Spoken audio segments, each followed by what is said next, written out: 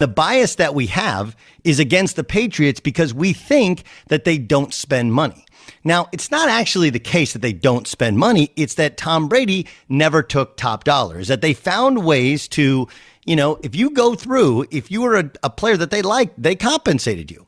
But I foretold this going back to last week, and I'm not going to sit here and tell you I know everything about trends in business and trends in the NFL, but I did know this was coming.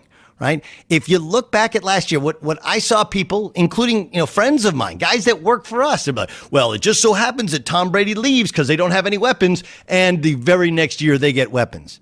Like, look, they were in cap hell. They couldn't fix their team. They were patching things together. You go back to the Eagles Super Bowl, and remember, that was a terrible defense. And so what they do in the offseason, they're pragmatic. They fixed their defense. Then they became a dominant defense, and they established a quality running game because their quarterback was 40 years old.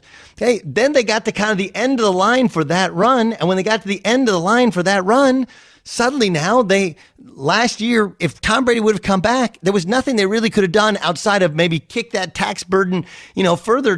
Basically, they were where the Steelers are this year.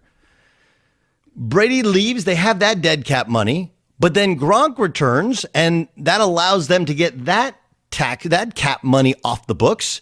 They clean up some other stuff, and this was the year in which we knew they'd have money to spend. So I understand that people think there's a cause, there's what cause and effect, right? And they think the effect of Tampa is what's causing New England to react as such. The two are not even close to being related. They knew what they had. They knew they had a bad roster. They knew it was a bridge year. That's why it wasn't worth it for them to move mountains and acquiesce to Tom Brady. It wasn't going to change anything. Let's forget the narrative that people don't want to play in New England. Dudes in the league want two things. One, right? They want to be coached. They want structure. And two, they want to get paid. These two things happen there. And oh yeah, by the way, I'm sure most of them sat there and said, look, if they can win 7 games without any players, imagine if I join them. Imagine if Dante Hightower comes back. I don't know if Patrick Chung comes back. He's maybe on the other side of it. It doesn't matter. The cause of this is not Tampa Bay. Okay, the cause of this is New England and the timing of when and how they can go for it.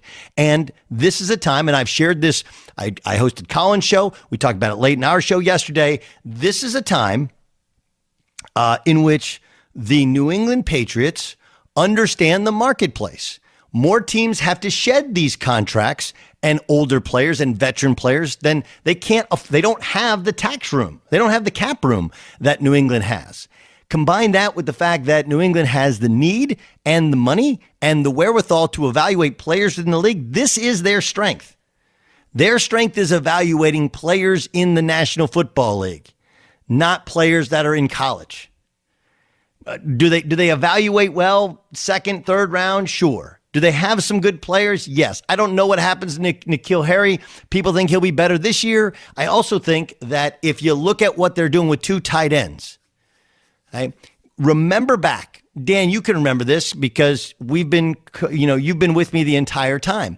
If we remember back to the Lamar Jackson draft, am I wrong to think that there was the story was they were interested in Lamar Jackson? Do we remember that? Yeah, somewhat. Not completely, but it does sound familiar. Okay, and the idea is that Bill Belichick understands where this thing is going. And if he's going to have a Cam Newton, and likely whoever you have, they're going to draft a quarterback, right? Or they're going to sign a quarterback who's not making a ton of money. If you have a quarterback, they want one that can move. They feel that's the change in the NFL. And if you have one of these guys that moves, a lot of them aren't crazy accurate, like Lamar Jackson. What have they done with Lamar Jackson in order to make him more successful? They give him massive targets at multiple tight ends. That's the same philosophy. It also allows you with personnel groupings to find mismatches, which that goes back to when they had Brady and they had 2 tight ends with Gronk and the late Aaron Hernandez, right? So they understand that the trend in the NFL is have a quarterback that's not making a lot. That allows you to spend the money elsewhere. They know that they have cash to spend, and if they don't spend it at the quarterback. It's going to allow them to fill up with quality veteran players that they've been able to evaluate, that they think they'll have a higher hit rate on the free agent market than anybody else. And they want it to fit whoever's going to be their quarterback for the next 5 years, which is likely to be somebody who's more mobile than Tom Brady and less accurate than Tom Brady. And so what do? You get hybrid players, you get bigger wide receivers, and you change how you look to change with the times. That's why they're the best. Okay? The best organizations don't always win championships. Okay? You need some luck, you need some health, and frankly, you need a quarterback. But the best organizations are competitive every year. The best coaches are competitive every year. And then once every couple of years, you got a chance at the whole thing. If you think that New England is doing this because of Tampa, that's because you're a fan. If you realize that this is what New England's plan was all along, you start to understand the genius of Belichick and that front office. It doesn't mean that it works. It just means that this is in fact their plan, and it's quickly taking shape. And it's kind of taken the NFL by storm. Dan Shaughnessy joins us, Boston Globe, at Dan Shaughnessy. He's been doing this for a long time. I'm not trying to age you. I'm just, can you remember an offseason like this in the NFL? Well, I mean, the Patriots are obviously setting the tone here early on. So for them, there's been nothing like this ever. No, nothing. You know, what's interesting about the Patriots, I did actually predict this going back to last week. And here's the parallel I drew. It's a lot like more your industry than mine, but mine's still the same. Like in terms of how many talented writers are there that are either out of work or, they kind of piecemeal things together. And if somebody, and The Athletic kind of did this, right? When it's still out there where you can find quality people out on the street because nobody has money to spend. And here we are in the NFL. You look at people who are stuck with salary cap. And so there's more quality free agents out there than ever. And one of the few teams that has money to spend is the Patriots. So this is maybe more of a timing in terms of the landscape of the sport than it is the Patriots just throwing money at the wall. Yeah, they're well positioned to do this at this time. And they are also coming off a season in which, they won 7 games, did not make the playoffs. There's a lot of backlash about the Brady thing. And I think that the commitment was made like, okay, we're going to go out there. And I think all this was done strategically. They wanted to make a big splash at the beginning and send notice that they're back, that they're serious, and they can get good players to come here still. Is Cam Newton their starting quarterback week 1 of the season? Well, this is the big question, Doug. I mean, I get right now you'd have to say the answer to that is yes. That's not a good thing in my view. I think they'll be better with the players they have, and the opt-outs that came back makes them better, but it doesn't make them serious contenders, I don't believe. And Newton, in my view, is just done. It's just not happening with him anymore. So I think they would like to have a steady game manager quarterback, and they will effort to get that in the next year or two. It may not happen by the start of this year, in which case Cam's $3.5 million insurance policy as your starting quarterback. They don't get somebody better. Yeah, they draft one, right? They draft one, they develop one. Does that seem like a reasonable plan? I mean, generally with the draft, that's a rebuild, and I don't think they have patience here to do the big rebuild. They're picking at 15, so I don't know. I mean, but Bill generally has plans for this. I think, going back 5 years, Garoppolo was the line of succession for him, and Tom outlived that plan, and that's where we are today. But I think that, if they could find a guy that they felt, they could bring him along and turn it over to him next year, that Cam could be the placeholder this year. Yeah, I think, though, that there is and Dan Shaughnessy joining us, longtime talented writer, Boston Globe. I think, though, Dan, if I remember back to so many previous drafts, when they took Garoppolo, part of it was his athleticism. There were rumors that they liked Lamar Jackson. Again, the athleticism. If you try and get the give me a sign, right, of what exactly your plan is. When you get a couple of tight ends, you get bigger wide receivers, and you re-sign Cam Newton, you're telling everybody, okay, our offense is going to be with a mobile quarterback. That's a trend of the future. And one of the things these mobile quarterbacks usually are not that good at is accuracy, and that's why you get bigger targets. Feels like that's kind of their plan. I mean, that sounds really good on paper. I mean, I hope it works out for them in that form.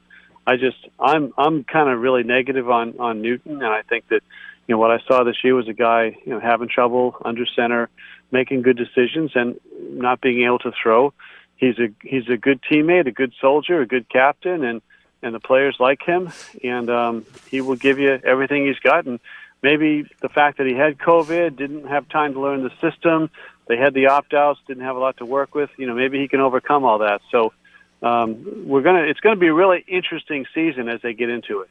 No, listen, for the record, I agree with you. Okay. I said, and people are coming at me on Twitter because I said, like, I don't know if he has a spot in the league next year, meaning this coming season, right? Because a quarterback that can't throw is not a quarterback, but the number that's a backup quarterback number.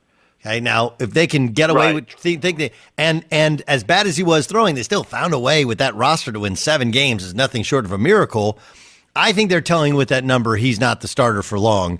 They got to figure out, can they get Garoppolo back? Can they get a Darnold, or do they have to, or can they trade for a Teddy Bridgewater, or do they go and they go through the draft and they develop one? I think you're definitely right on that. I think he's not the future. This is not the way they want to go moving forward. But as a placeholder, as a guy they think they can get by with for a year while they're figuring out the next thing.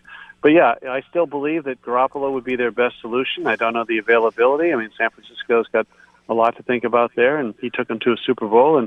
But he's a guy who's, he's injury prone, as we know, but he knows the system here. He knows McDaniels. He knows the Patriots. Belichick likes them. And that would be the best of all worlds from what I can see. Doug Gottlieb Show here on Fox Sports Radio.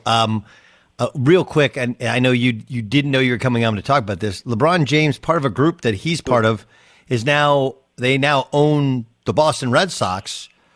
Okay, I understand he's not the primary owner, right, but he's also a Yankee fan owning the Red Sox. That's weird. There's a lot of weird about that. I mean, if the Red Sox are not at their height of popularity here right now, and they're fighting against apathy and just mismanagement and changing strategies every year, coming off a last place season, the worst year since 1965. So if you could do one thing to make your fans hate you more than they already do, you would have LeBron James take over as one of your owners. So I can't explain it. I mean, obviously financially it's a good thing for everybody, but in terms of PR and the optics of this, could not be worse. I mean, I don't think the Boston Bruins would have hired Wilt Chamberlain as one of their owners, back in the day. It's not a good look for them. Okay, Brad Stevens isn't going to Indiana. What are the feelings about him with the Boston Celtics?